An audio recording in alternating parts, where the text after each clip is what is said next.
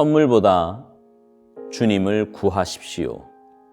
예레미야 45장 5절. 내가 너를 위해 큰 일을 찾느냐.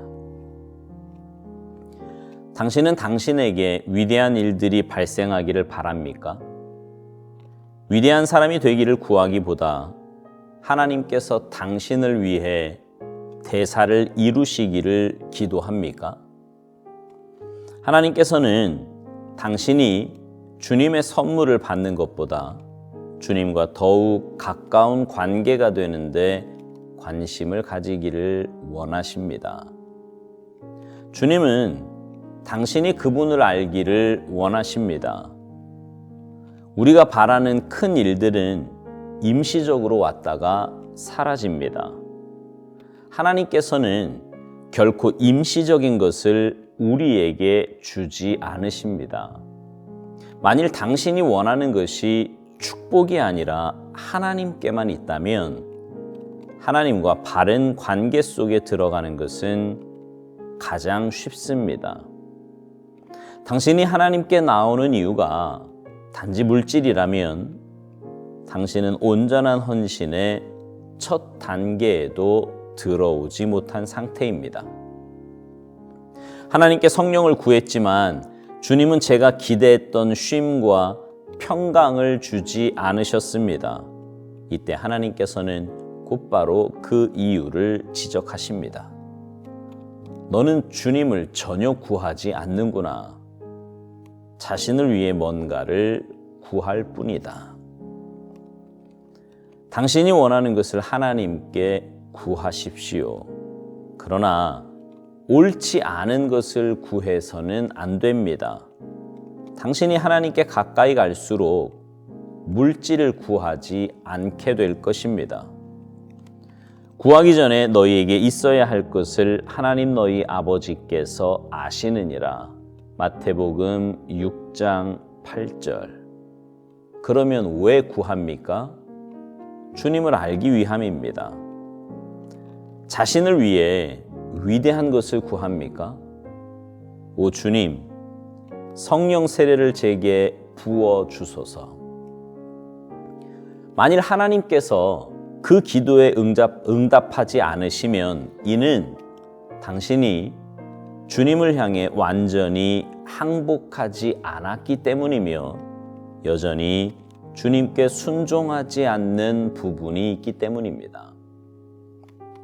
당신이 하나님께 무엇을 구하며 또한 왜 그것을 원하는지 자신에게 질문할 준비가 되어 있습니까?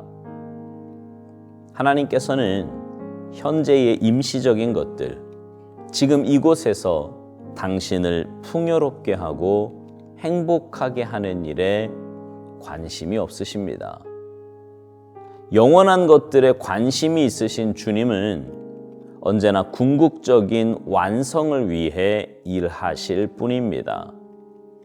우리가 하나됨과 같이 저희도 하나 되게 하소서.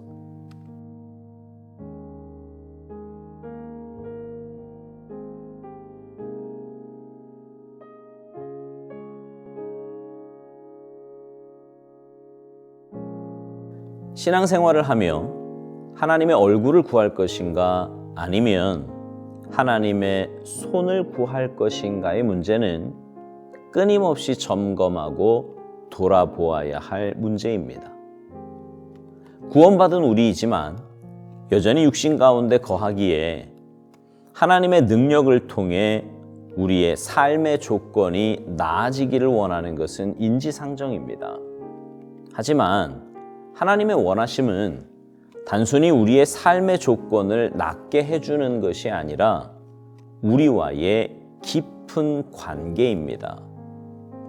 마치 부모가 어린 자녀에게 선물을 사주고 좋은 환경을 만들어주는 것은 물론 자녀의 삶의 유익과 기쁨을 위해서도 그렇지만 사실은 관계 때문입니다. 좋은 관계라서 그렇고요. 더 좋은 관계에 머물기를 원해서 그러는 거지요. 저는 이것이 하나님에게서 온 마음이라고 생각합니다. 하나님도 우리와 깊은 사랑의 관계를 원하십니다.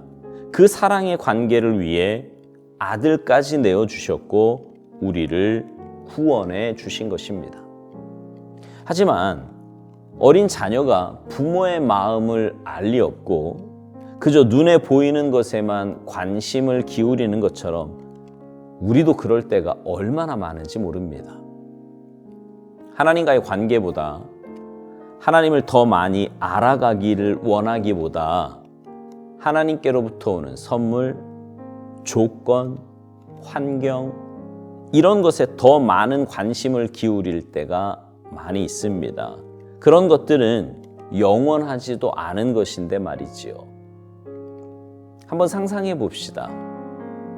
하나님 앞에 서는 날이 분명 올 건데 그날 하나님 앞에 가서 뭐라고 하실 겁니까?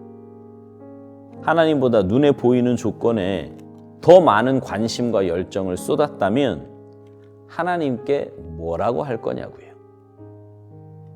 어떤 분이 그런 우스갯소리 하는 걸 들었습니다. 하나님 앞에 가서 말씀 많이 들었습니다. 이런다고요. 어쩌면 그럴 수도 있겠다 싶지 않습니까? 이 땅에서 하나님과의 인격적인 관계와 교제가 없다면 말입니다. 이제부터 하나님의 손이 아니라 하나님의 얼굴을 구하십시오. 오스왈드 목사님은 이런 말을 합니다. 만일 당신이 원하는 것이 축복이 아니라 하나님께만 있다면 하나님과 바른 관계 속에 들어가는 것은 가장 쉽습니다. 하나님의 은혜와 사랑은 이미 우리에게 와 있습니다. 그래서 우리가 하나님께 집중하기만 하면 하나님과의 바른 관계 안으로 들어가는 것은 결코 어려운 일이 아닙니다. 신앙생활을 비교적 오래 했다고 하는 사람 가운데서도 여전히 삶의 조건만을 위해 기도하는 사람들을 종종 보게 됩니다. 물론 삶의 조건을 위해 기도하는 것이 결코 나쁜 것은 아닙니다. 주님도 기도를 가르쳐 주시면서 일용할 양식을 위해서 기도하라고 하시지 않았습니까? 근데 문제는 삶의 조건만을 위해서 기도하는 겁니다. 하나님과의 관계는 아랑곳하지 않고 오직 내게 주어진 것들, 내가 필요로 하는 것들만을 위해서 기도하는 것 말입니다. 오스왈드 목사님은 이 부분에 대해 이렇게 말합니다. 당신이 하나님께 나오는 이유가 단지 물질이라면 당신은 온전한 헌신의 첫 단계에도 들어오지 못한 상태입니다. 신앙생활은 은혜로 시작했지만 여전히 내 삶의 조건, 특별히 물질을 위해서만 기도한다면 그것은 헌신의 삶, 사명자의 삶이 아닐 뿐더러 시작도 못한 것이라는 말입니다. 우리는 매일 주님 앞에 나아가 기도합니다. 오늘도 여러분은 기도로 삶을 시작하셨을 거예요. 그때 여러분의 기도 제목은 무엇이었습니까? 다시 말해, 여러분은 무엇을 구하셨냐고요? 하나님의 뜻을 구하며 하나님의 얼굴을 구하셨습니까? 아니면 내 삶의 조건, 쉼, 물질, 세상적이고 인간적인 것만 구하셨습니까? 마태복음 6장 8절에 보면 구하기 전에 너희에게 있어야 할 것을 하나님 너희 아버지께서 아신다고 말씀합니다. 이 말씀을 보면 우리는 우리의 삶의 조건을 위해서는 전혀 구할 필요가 없을 것 같은 생각마저 듭니다. 그런데 왜 기도해야 하는 걸까요? 오스왈드 목사님은 그 이유를 주님을 알기 위함이라고 말합니다. 내 필요와 세상적인 조건으로 기도를 시작하지만 깊은 기도 가운데 들어가면 우리는 주님을 만나게 되고요. 주님을 알게 되고 주님의 뜻을 깨닫게 됩니다. 그러면 내 기도 제목은 바뀔 수밖에 없어요. 눈에 보이는 것은 내 조건과 환경은 더 이상 문제가 되지 않습니다. 이미 주님을 만나는 거기서 작은 천국을 맛보았기에 세상적인 조건은 생각지도 않게 되는 거죠. 또 하나 오스왈드 목사님은 이런 이야기를 합니다. 성령 세례를 부어주실 것을 하나님께 기도했는데도 응답이 없다면 그것은 주님을 향해 완전히 항복하지 않았기 때문이며 여전히 주님께 순종하지 않는 부분이 있기 때문이라고요. 하나님의 뜻과 얼굴을 구한다고 했는데도 응답이 없다면 그것은 여전히 내 안의 욕심과 내 살아있는 자아 때문이라는 겁니다. 묵상을 나누며 계속 드리는 말씀이지만 내 삶의 중심은 내가 아니라 하나님이십니다. 그 관계가 분명해야 하나님의 응답과 역사가 있게 되는 것입니다. 이제 묵상을 마치며 여러분에게 다시 묻고 싶습니다. 여러분은 하나님의 얼굴을 구하십니까? 아니면 하나님의 손을 구하십니까?